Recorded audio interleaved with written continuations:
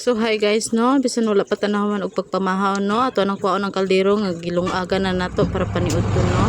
Sumusugod na ta, itak-ang na pud nato ang kalaha no para maghaling na pud ta.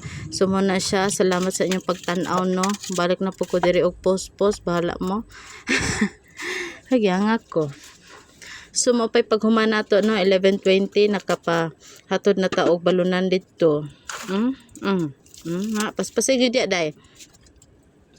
Kay mintras sa tulog pa si Kidi Boy, ato ang trabaho on tanan. Okay? Okay.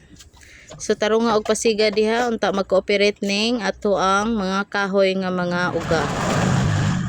So ana lang laban lang gyud wala pa so taod-taod na musiga na mo na siya pasikat pud oy. So manguha ta og tinangkong no, mo ni siya ang tinangkong nga nara diri sa atong tugaran no.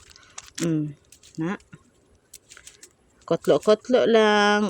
Then pagkahuman naluto ng atong bangos. Unsa naman na nga nag-segregate naman ang dahon ng lata naman na. So ato anang sa Ilocano pa linayan. Sa linayan. Tarong nga juday. So ato nang gitawag no kung kisay bakante kisay pinakagwapo diha kung baon na ilang balunan. Ali na mo kay available na ang inyong daw yan ba't ay wala ko kasabot basta tanaw na lang ninyo salamat kayo tanaw na